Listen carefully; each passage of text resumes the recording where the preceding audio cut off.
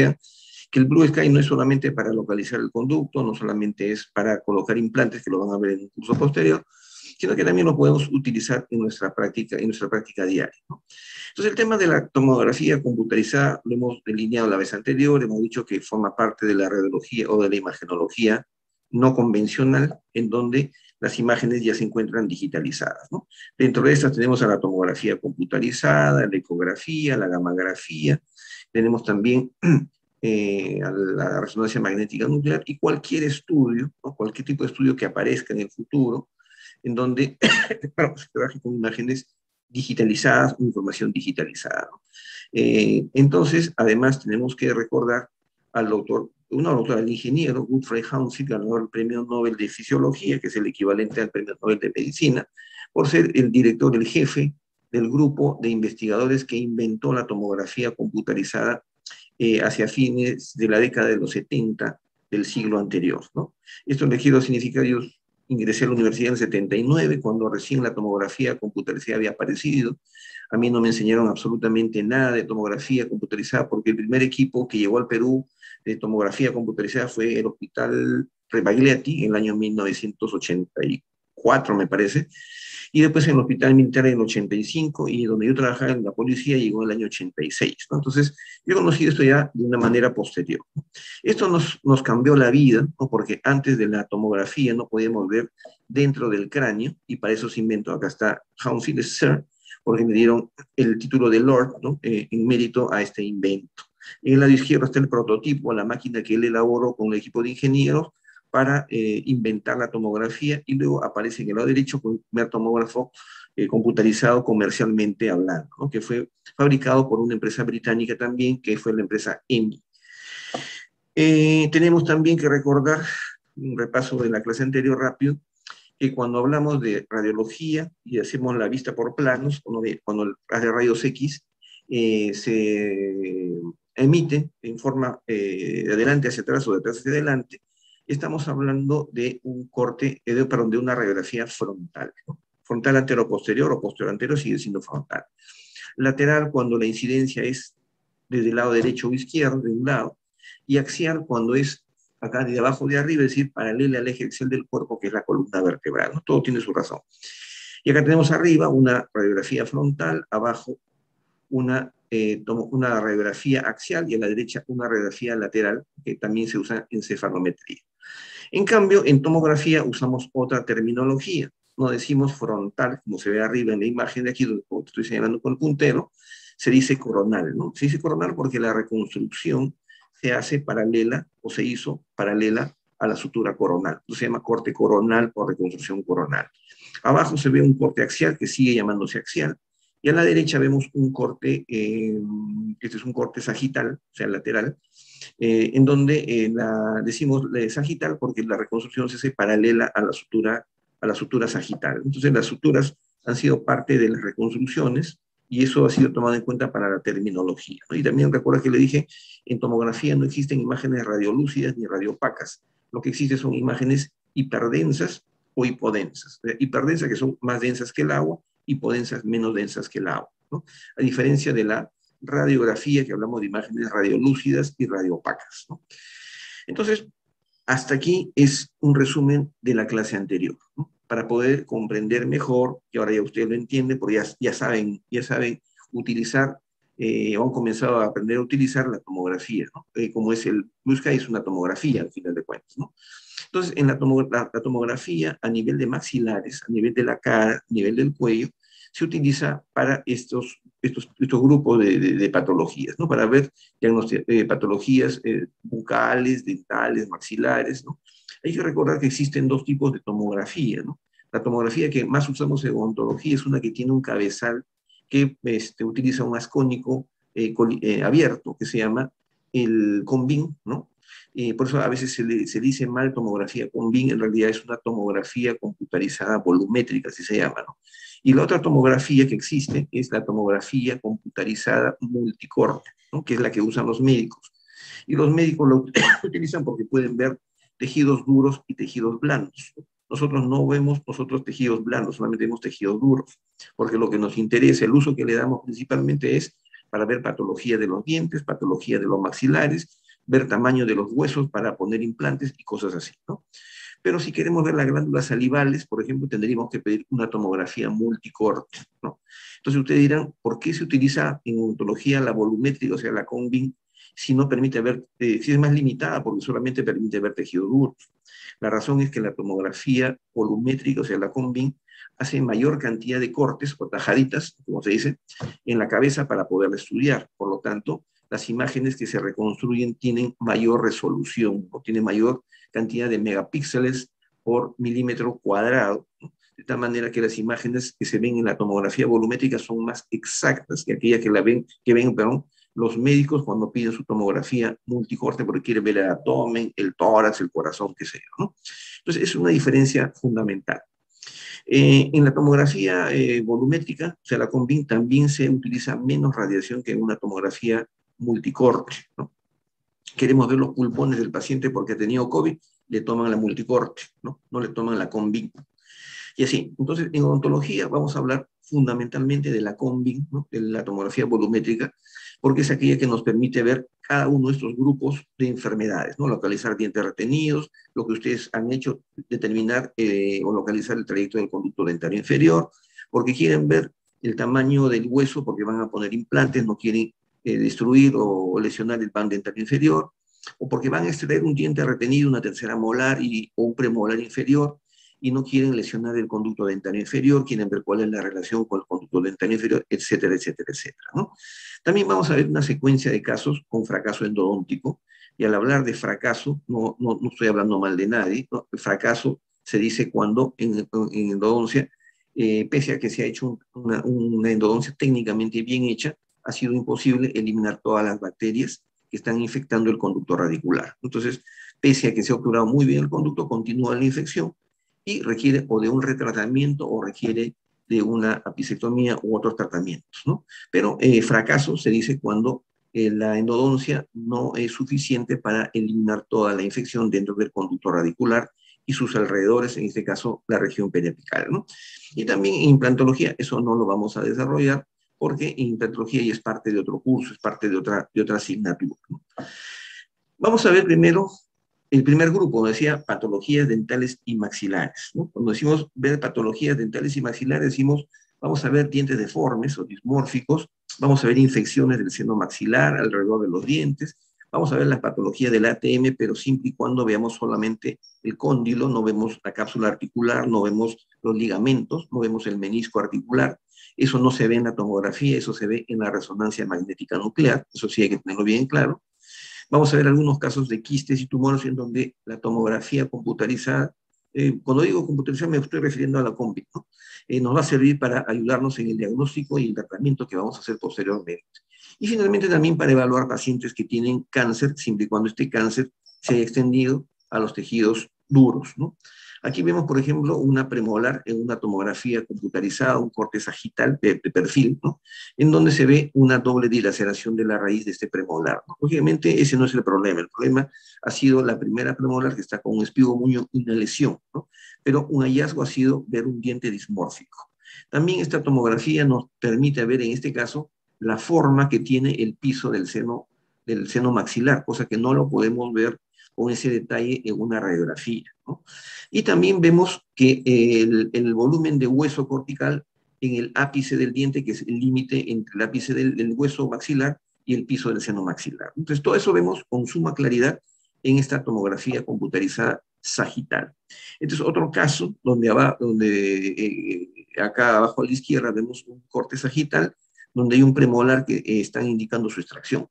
Entonces, lo que quiero ver en este caso es ver la relación de la raíz, ver si la raíz está alrededor del conducto dentario inferior, ¿no? Y por eso se le pidió una tomografía, ¿no?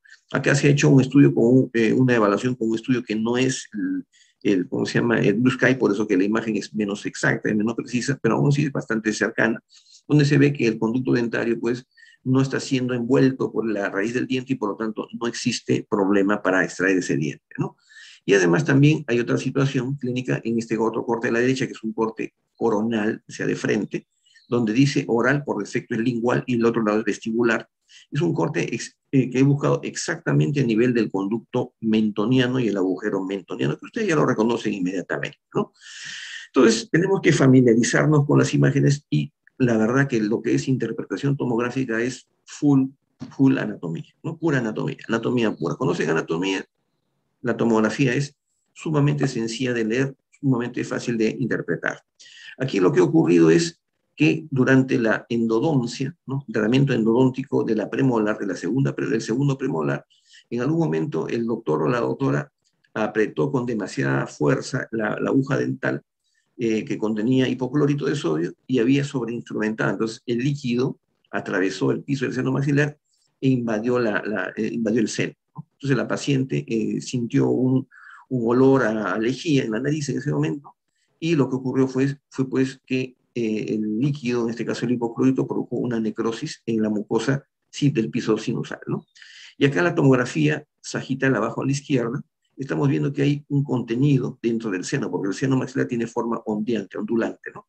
Y hay una imagen hiperdensa que está acá. Como sabemos que el hipoclorito es translúcido, ¿cierto? Es menos denso que el agua, o tan denso como el agua, no debería aparecer como una imagen blanca, sino más bien como una imagen ligeramente negra y hipodensa.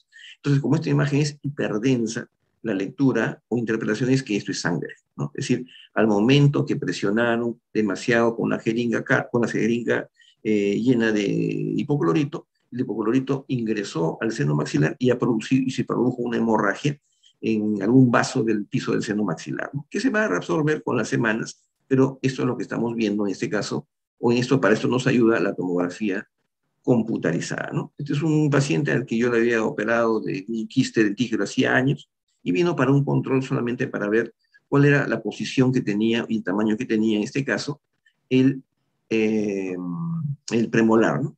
Y de paso también vemos que en la panorámica nos muestra que los dos senos maxilares están velados, ¿no? Eso se ve en esta panorámica.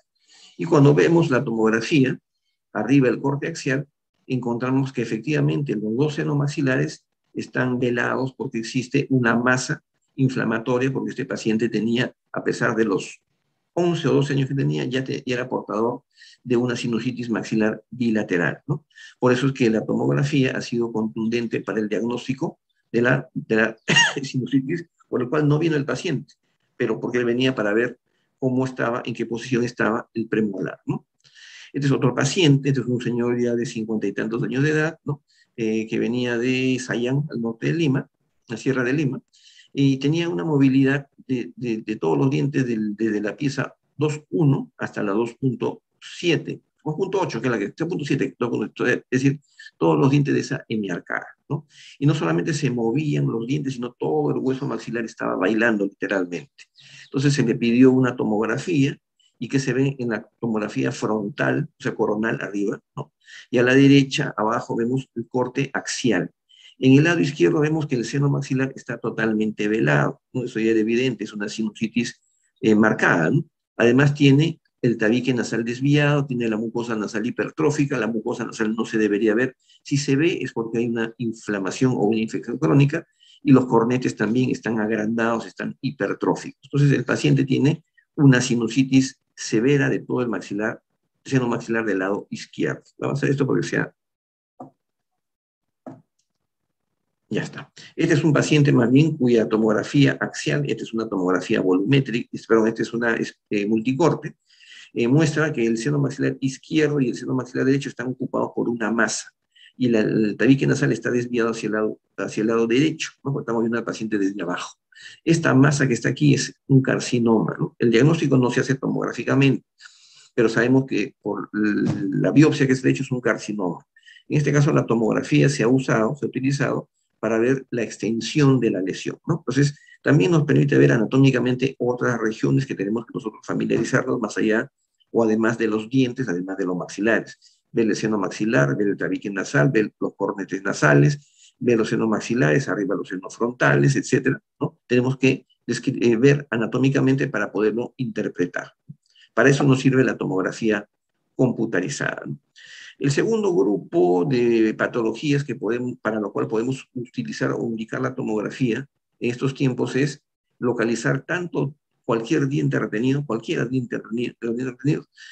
localizar o identificar el trayecto del conducto dentario inferior y también en algunos casos dientes que estén muy próximos o muy cercanos al seno maxilar, ¿no? Porque abajo tratamos de ver que el diente esté muy cercano, muy lejano al conducto dentario inferior, arriba queremos ver la relación con el seno maxilar, ¿no?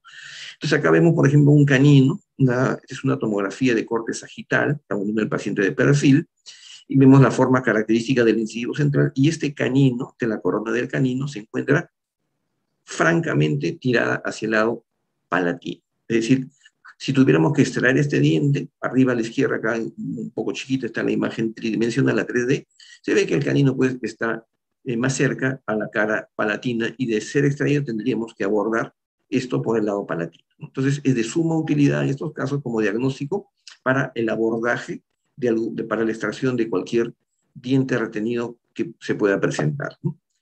Este otro caso, este es otro caso en el cual el diente está en el lado vestibular y abajo su tomografía. La frontal, la coronal no nos ayuda mucho, en cambio la de la derecha, que es la sagital, sí, nos permite ver que la corona del canino está en una posición francamente, una ubicación, perdón, francamente vestibular, ¿no? Yo he usado dos palabras ahorita, ubicación y posición. Cuando menciono la palabra ubicación o localización, que es lo mismo, yo trato de decidir o determinar si el diente está hacia vestibular, hacia palatino, hacia lingual. Eso es localización o ubicación. En cambio, la posición se refiere a la ubicación espacial, o sea, la ubicación longitudinal del diente, ¿no? Es decir, si se encuentra según la clasificación de Wünter vertical, mesioangulado, estrangulado, horizontal, etc., ¿no? Eso me refiero cuando se menciona la palabra posición, ¿no? Es como ustedes en este momento están sentados, según dónde están ubicados, están en su casa, en una habitación, sala de estudio, la sala de su casa. Esa es su ubicación, ¿no? Esa es su localización. ¿En qué posición están? Están sentados, ¿no? Así es, igual es el diente, ¿no? Para entender bien la nomenclatura, ¿no? En este otro caso vemos el corte sagital de una tomografía, de un canino también retenido. Este canino se encuentra en la parte media, está equidistante entre vestibular y palatino, pero hay la cúspide que presenta una proyección un poco más cercana hacia el lado palatino, por eso es que se ha abordado en este caso por el lado palatino para extraerlo sin mayor dificultad, sin ninguna dificultad. Acá vemos un incisivo central, la pieza 2.1, que está retenida. Evidentemente está retenida. Cuando decimos está retenida, tenemos que saber quién está reteniendo, porque el incisivo derecho ya erupcionó, el izquierdo no erupcionó y acá vemos un diente pequeño, ¿no? Un diente supernumerario. Esta es la de arriba, la panorámica. Abajo vemos la tomografía. En la tomografía rápidamente identificamos al central y abajo encontramos al diente supernumerario. La pregunta es, ¿este cachito triangular que se ve es una deformidad del incisivo, ¿no? ¿O es otro diente supernumerario superpuesto, ¿no? Para eso la tomografía nos permite ver en varios planos de corte, ¿no? Porque en este caso se trataba de un apéndice, ¿no? Una geminación, ¿no? El otro día hemos estado hablando sobre malformaciones dentarias, sobre la geminación de un incisivo central. Es decir, en lugar de producirse un diente, se ha producido un diente y una cúspide, una corona pequeña adicional. Voy a retroceder para que vean la imagen, ¿no? Entonces, en este caso se trata de un diente dismórfico producto de una geminación dentaria, ¿no? El tratamiento fue la extracción de todo, porque no había posibilidad que le hagan de hacerle la tracción ortodóntica, ¿no? Como se ve en la imagen de la... a ver, vamos a ver para acá, para acá. Está el diente extraído y aquí se ve, en este caso, la cúspide o parte de la corona adicional que tenía este incisivo central. Este es un caso de nuestra facultad, ¿no? De hace algunos años, ¿no? Donde la paciente vino con la panorámica, la de arriba que yo le he recortado, porque ya habían manipulado anteriormente ese diente retenido con ese odontoma complejo, ¿no? Entonces ya lo habían manipulado, la paciente tenía dolor y quería de todas maneras extraerse el diente. En este caso, vemos que el conducto dentario viene por el lado distal, ¿no? Hasta el techo y el piso del conducto, llega donde está la tercera molar y desaparece. Y después vuelve a aparecer por mesial. Entonces, cuando el conducto, perdón, desaparece y después vuelve a aparecer, o cuando el espacio periodontal del diente retenido se pierde, entonces es una indicación probable que el diente esté muy cercano, una relación muy estrecha con el conducto dentario inferior. Entonces se le pidió una tomografía computarizada a la paciente. Acá vemos el corte sagital, por reconstrucción sagital, que no nos dice, no dice mucho, dice igual que la panorámica, solamente que está mejor definida, ¿no? Vemos que el conducto aparece y desaparece. Y se vuelve a repetir la imagen, más clara, eso sí, que hay una raíz mesial y hay una raíz distal, ¿no? Cuando vemos el corte coronal, bueno, acá nuestro corte coronal se ha pasado, veíamos que en este caso el diente tenía 4 raíces, ¿no? Y que el conducto dental inferior estaba pasando por en medio de las 4 raíces. Por eso, vuelvo a retroceder la imagen anterior, por eso que se veía como que el conducto desaparecía y volvía a aparecer porque estaba pasando entre el ápice de ambos dientes, ¿no? Entonces la tomografía acá nos indicaba que teníamos que tener mucho cuidado al momento de extraer el diente. Este es un caso también particular, inusual. Este es un señor que viene con la idea de colocarse implantes, ¿no? Entonces, como parte del protocolo, se le pide una tomografía computarizada, tiene una atrofia severa de la mandíbula, y lo que se ve aquí es algo extraordinario, ¿no? Extraordinario, pero malo, ¿no? Se ve que el contenido del van dentario inferior no se encuentra dentro de un conducto, sino que se encuentra encima. La reabsorción ha sido de tal magnitud que el techo del conducto literalmente ha desaparecido, se ha reabsorbido. Ya no existe un conducto dentario inferior, ahora existe un canal dentario inferior, ¿no? Y vamos a verlo, creo que está acá el corte coronal, sí, efectivamente. Del corte coronal, la L es del lingual, ¿no? La otra B chica que no aparece es vestibular, se ve que el conducto dentario está en un canal, no está en un conducto, ¿no? Entonces, aquí es importante, voy a retroceder al anterior, ver la ubicación no solamente del conducto dentario inferior, sino dónde está el agujero mentoniano. Doctor, Dime, disculpe, no se puede, no está compartiendo las PPTs. ¿así?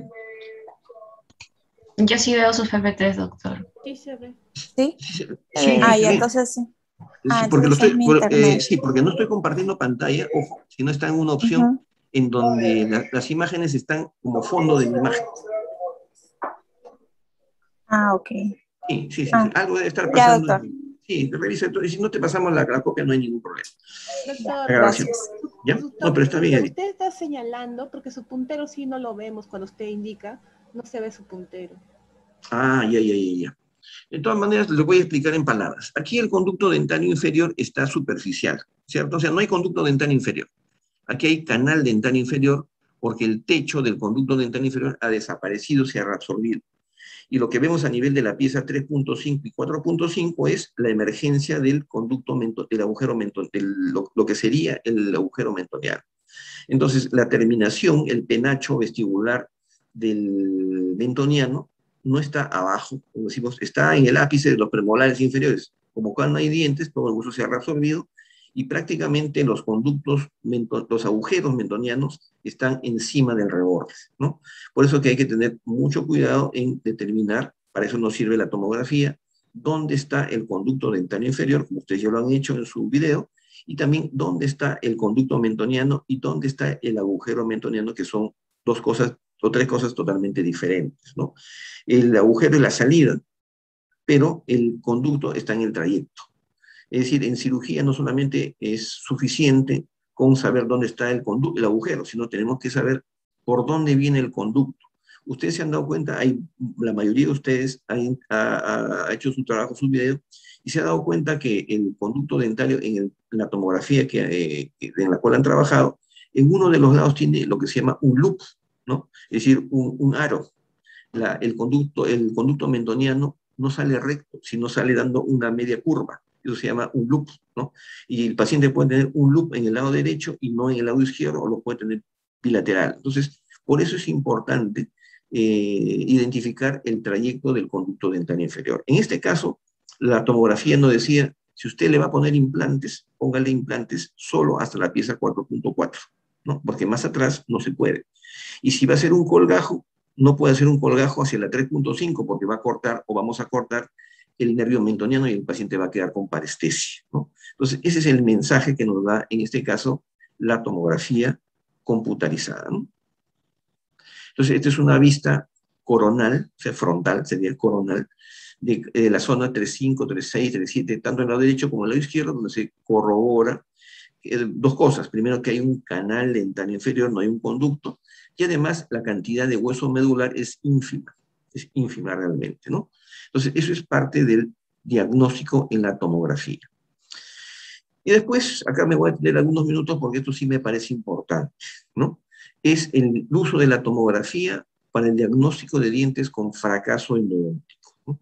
Existen fracasos debido a la anatomía del diente, ¿no? Cosas imposibles, conductos oscuros, estrechos, atrófidos, alterados, perdón, qué sé yo. Existen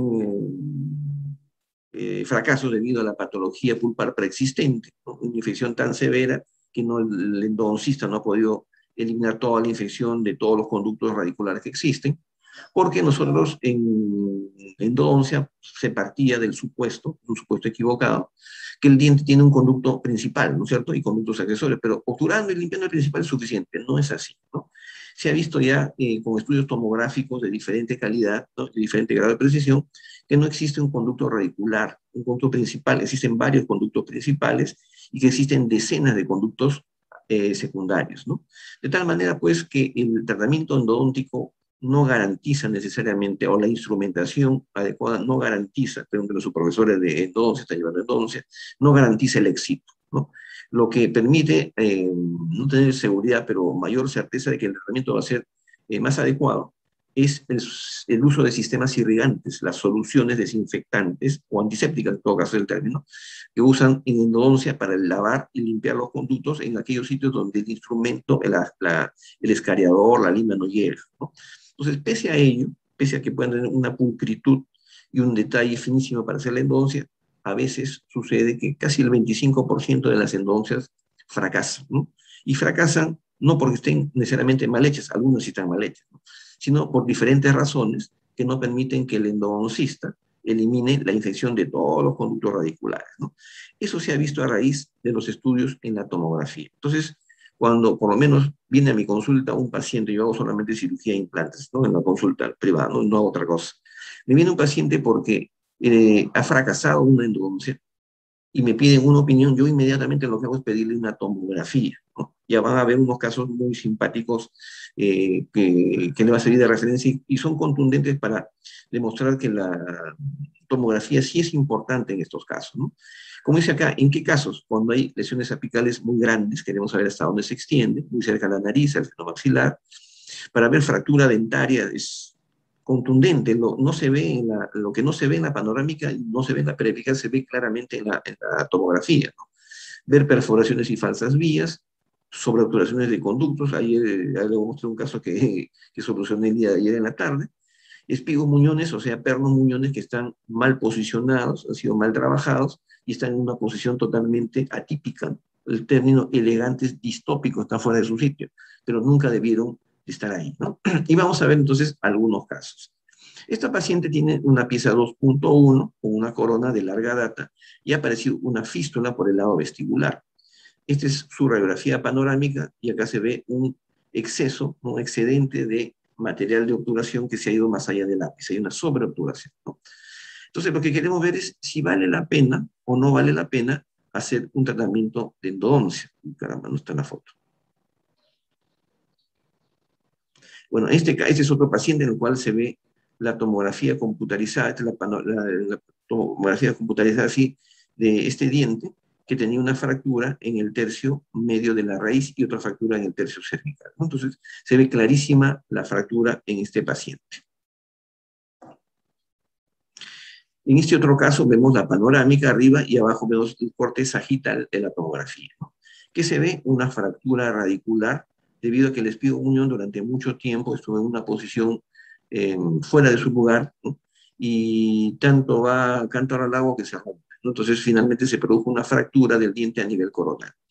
Además se ve que este diente carece, casi no tiene tabla vestibular, eso no se ve en la panorámica, y también existe un engrosamiento del espacio periodontal y también toda la raíz está muy, muy vestibularizada, ¿no? Porque este espigo muñón que ha estado ahí durante décadas, ¿no? Ha producido un movimiento, un empuje ortodóntico de la raíz hacia el lado vestibular.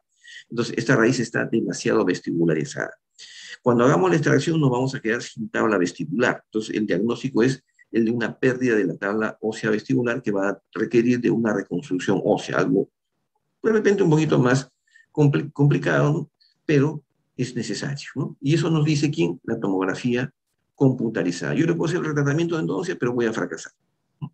Le puedo hacer la episiotomía, la raíz es muy corta, hay una fístula, no hay soporte radicular. Le hago la extracción para ponerle un implante, no puedo, ¿no? O tengo que hacer otro procedimiento de relleno óseo antes de hacer cualquier cosa. Entonces se ha hecho la extracción del diente, acá está la raíz fracturada, miren toda la pérdida ósea que había, esa es la pérdida real. Entonces, ya este es el tratamiento, le puse un implante, le puse un relleno de hueso, una membrana, asunto solucionado. Pero no hubiese podido hacer ese diagnóstico y planificar ese tratamiento de no haber tenido la tomografía computarizada. Entonces, ahí ven la imagen de la pieza dentaria que está fracturada en este caso, ¿no? Bueno, este es un caso de la universidad, la pieza número 4.7, ¿no? Que está con una tremenda infección endoperiodontal. Definitivamente el diente ya no va para más, lo único que queda es extraer, ¿no? Ya no hay forma de salvarlo. Miren, acá hay una sobreobturación, este es un caso que solamente fue tratado con una panorámica, ¿no? O sea, hay una sobreobturación de los dos conductos en esta premolar, esta primera premolar. Ahí está el diente extraído y vemos que ambas raíces están sobreobturadas, ¿no? Entonces aquí suficiente con la panorámica para tomar la decisión. Este paciente tenía molestias, tenía dolor a la percusión y cada vez que masticaba o hacía presión sobre ese diente. El problema fue la sobreobturación, ¿no? No se pudo hacer el retratamiento, no se pudo eliminar el cono de gutapercha a través del conducto, lo volvieron a obturar, pero continuaba el dolor y la única solución fue extraerle el diente en este caso. Esta es la señora Zoilita que viene con un puente muy largo, aunque parezca mentira, este es un canino en el extremo, ¿no? Y el diente que le sigue es el lateral. Arriba está la panorámica, abajo está la perepicada. Y ustedes dirán, ¿y por qué es un canino si tiene la raíz tan pequeña? Porque el canino se ha reabsorbido por completo por el trauma, porque el puente es demasiado largo, ¿no? Y ahí en el lado derecho tenía la paciente una PPR o un atache de semipercido, entonces el diente, perdón, la PPR estaba basculando, tomando como fulcrum, ¿no? al canino, de tal manera que el canino terminó reabsorbiéndose, ¿no? Pero queremos ver si este canino tiene posibilidad de salvación. Arriba a la izquierda el canino, arriba a la derecha el incisivo lateral. El canino tiene una raíz muy corta, está sobreobturado, y si le hacemos alguna corona, algún tratamiento, no va a aguantar, no va a soportar ningún tratamiento. Hay que extraer ese canino. Y en el incisivo lateral no tiene mucho soporte óseo, la raíz es pequeña, no puede servir como pilar para un puente. Retrocedo a la imagen anterior.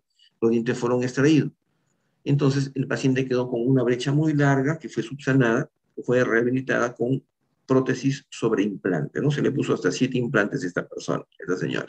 Pero lo importante aquí es que la tomografía nos permitió hacer el diagnóstico definitivo para tomar la decisión oportuna de extraer el diente, ¿no? Porque en estos tiempos el paradigma de la odontología no es salvar los dientes, pues es anticuado, ¿no? Ese concepto ya está desfasado. Porque si vemos la tomografía de los dientes con tratamiento endodóntico que ha fracasado, hay drenaje de pus permanente, constante, esa acidez constante alrededor del ápice del diente va a inducir a que se active, que se libere una sustancia llamada fosfatasa alcalina. Y la fosfatasa alcalina induce a la activación de los osteoclastos. Es decir, la acidez va a provocar indirectamente o va a inducir a una reabsorción del hueso. En pocas palabras, un diente con tratamiento endodóntico que tiene un drenaje continuo de pus, tarde o temprano se va a quedar sin tabla vestibular. Entonces, a veces es mejor una extracción oportuna porque lo que queremos conservar en última instancia no es el diente ya, sino es el reborde alveolar, ¿no? Y eso lo van a ver con más detalle en el curso de implantología, ¿no? En donde ya nuestro paradigma no es necesariamente salvar el diente, sino nuestro paradigma es conservar el hueso alveolar. Si el diente nos ayuda a conservar el hueso alveolar, bienvenido. Si el diente está con una enfermedad periodontal atroz, el diente está bailando, hay drenaje de pus a través del fondo del surco gingival, entonces lo único que nos queda es mejor hacer una extracción oportuna. Cuando el paciente dice, quiero extraerme el diente, ya cuando se caiga solito. Cuando el diente se cae, cuando el paciente pierde el diente, ya perdió demasiado volumen de hueso. Entonces, esa es una decisión oportuna, teniendo como referencia una tomografía computarizada. Miren, tremenda sobreoperación, vamos a verla ahora en estos otros cortes. Ahí está. Sobre todo el inferior. Arriba a la derecha vemos la raíz mesiovestibular, hay una sobreobturación, ¿no? El cono ha traspasado la tabla vestibular y se ha deslizado por debajo de la mucosa. La raíz mesial, ¿no? La raíz mesiovestibular, bueno, corte más distal sería, está subobturada y es una lesión apical. Y la raíz palatina está tremendamente sobreobturada. Es más, el cono de Guttapercha está dentro del seno maxilar, ¿no? Entonces, aquí lo que hay que hacer no queda otra más que extraer el diente, ¿no? Salvo que queramos meternos al seno maxilar con un calvo de Luc y eliminar el excedente de Guttapercha, ¿no? Pero es más fácil extraer con cuidado el diente. Y eso es lo que se hizo. Entonces, finalmente acá se ve la extracción dentaria que se le realizó, y acá están los dos conos de Guttapercha que felizmente no se rompieron durante la extracción dentaria. Entonces, todo terminó en una exodoncia simple. Este es el paciente de ayer, ¿no? Esta es una paciente que hace ya muchos meses, según ella, yo creo lo que dice el paciente hasta cierto punto, tiene un dolor intenso a raíz de la endodoncia, o a partir de la fecha en que le hicieron la endodoncia. Entonces, el doctor que le hizo la endodoncia terminó peleándose, ¿no? Debido a que esta paciente se fue a otro consultorio, donde la doctora le dijo, aquí hay un cono de Guttapercha muy largo, acá está. Entonces, esa sea posiblemente la causa de tu dolor. Entonces, como ya meterse en el seno maxilar ya son letras mayores, ¿no? Entonces me mandaron al paciente para ingresar al seno maxilar y hacer una cirugía que se llama cirugía de Calvo-Luc, ¿no? Invadir el seno maxilar y extraer el cuerpo extraño. Esa fue la imagen el día de ayer. Pero Juan Seguro, teniendo como experiencia el caso anterior y otros parecidos, miren, le hice la extracción con mucho cuidado, con sumo cuidado, de tal forma que el diente fue extraído y felizmente el cono de Guttapercha también salió, ¿no? Entonces, la sobreobturación es casi del mismo largo que la raíz del diente, ¿no? De habérseme roto, ¿no? Si se me hubiera roto el cono de Guttapercha durante la extracción, hubiera tenido que hacer un cálculo, pero la paciente ya sabía, ¿no? Felizmente no fue necesario realizar ese tratamiento. Y eso fue gracias a que tenía la información de la tomografía. Este es un señor que tiene un puente largo desde el incisivo central hasta el canino, hasta el molar, inclusive, se le fracturó el diente. Aquí el perno estaba suelto, se lo he puesto para la foto, y abajo el puente que se le extrajo, tiene un puente sumamente, demasiado largo, ¿no? Y el mismo perno que lo he sacado de la boca y lo he puesto en el puente para que ustedes lo vean, ¿no? Pero antes de retirar el puente se le tomó una tomografía. ¿Y qué se ve en la tomografía? Número uno, que el diente no tiene tratamiento de endodoncia, ¿no? Y número dos, que el perno muñón está fuera del conducto, está apoyado sobre la tabla palatina. Si yo lo veo de frente, de pronto podría tener la falsa idea, ¿no?, de que el perno está ubicado al medio, pero en realidad está al medio, pero en la cara posterior, en la cara palatina. Esta imagen solamente es posible mediante un estudio tomográfico, ¿no? Y también nos permite ver de antemano que no iba a haber hueso en la tabla vestibular, como efectivamente se ve aquí en la fotografía clínica durante la colocación de los implantes, que en este caso ya el paciente había perdido mucho volumen de hueso. Es otra paciente que tiene más de 30 años con tratamiento de endodoncia. La corona tiene más de 10 años, ¿no? Estoy hablando de la pieza número 1.1, y de pronto aparece una fístula acá en el límite mucogingival, la línea mucogingival, ¿no? O sea, no es una infección periapical, es una lesión periodontal, que es una de las peores. Entonces, cuando ocurre una lesión de este tipo, hay que buscar si el diente se ha fracturado o si el espigomuñón en algún momento, ¿no?, ha fracturado la raíz, o el mismo espigomuñón está fuera de su sitio. Se le pidió una tomografía, y ¿qué vemos en la tomografía? Arriba están los cortes coronales, abajo está el corte sagital. Miremos primero abajo el corte sagital. Igual que en el caso anterior, el espigomuñón está ha roto la pared palatina del diente y ha estado en esa posición durante cerca de 30 años, ¿no? Y no ha tenido ningún problema hasta que apareció la fístula. Y la pregunta es, ¿y por qué apareció la fístula? Vamos arriba, a la derecha, el corte coronal. Se ve que el espigomuñón no solamente está enclavado hacia atrás, sino también está enclavado hacia distal, ¿cierto? Está en una pésima posición. Esa es la razón por la cual este diente ya no tiene solución. La única opción es extraerle el diente. Entonces esta paciente que tiene una sonrisa bonita dice, pero doctor, ¿cómo puede ser posible que tenga que extraerme ese diente? Y le explico con la tomografía, es contundente, ¿no? Y me dice, ¿y qué cosa podemos hacer? Un implante.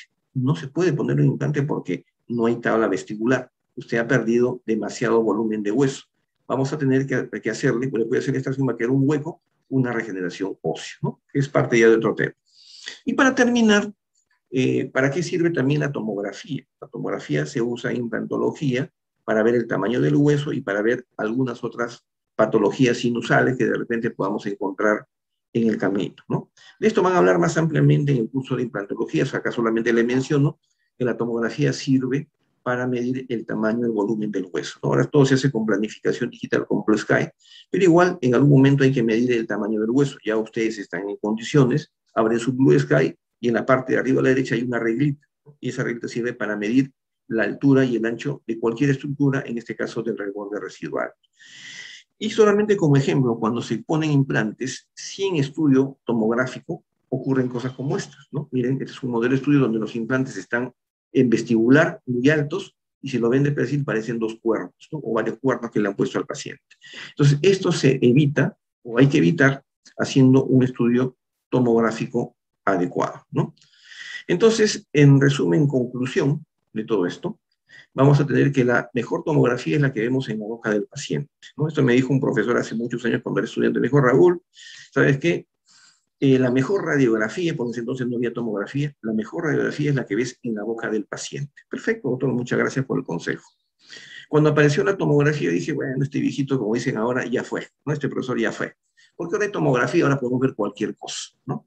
Han pasado 35 años desde aquel momento, 38 años exactamente, y yo sigo pensando lo mismo que el profesor, solamente que con respecto a la tomografía.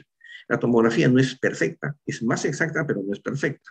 Entonces, la mejor tomografía es la que vamos a ver en el paciente. Por tanto, ¿no? Ojo, por tanto, lo más importante sigue siendo la evaluación clínica, ¿ya? La tomografía es una buena referencia, pero la decisión clínica es lo más importante. Por eso que dice la segunda conclusión, la tomografía no reemplaza el examen clínico, ¿no? La panorámica digital, bueno, ya no existe panorámica digital, en la universidad existía hasta antes del COVID, ¿no? Yo creo que ya deben haber reemplazado ese equipo panorámico, ya las imágenes, hasta la panorámica es digital, es decir, las radiografías no se revelan, las radiografías se imprimen, ¿no? Ese es el concepto, y no existe tampoco una indicación así clara, contundente, sobre cuándo es imprescindible tomar una tomografía. Yo les he mostrado algunas de las principales indicaciones, ahí están la mayoría, sin embargo, siempre van a aparecer otras en el camino. Entonces, lo más importante es nuestro criterio clínico. No se ha inventado felizmente todavía ningún robot, ¿no? La inteligencia artificial no ha llegado al punto de que pueda reemplazarnos a nosotros los seres humanos, por lo menos en el campo de la salud, creo que va a pasar muchísimo tiempo. Entonces, todavía no se ha inventado ningún instrumento o ningún aparato que pueda suplantar o reemplazar ni nuestra inteligencia, ni tampoco nuestro criterio clínico, ¿no? Entonces, un viejito cuando tenía 2 añitos, ahora ya está gigante. Voy a cerrar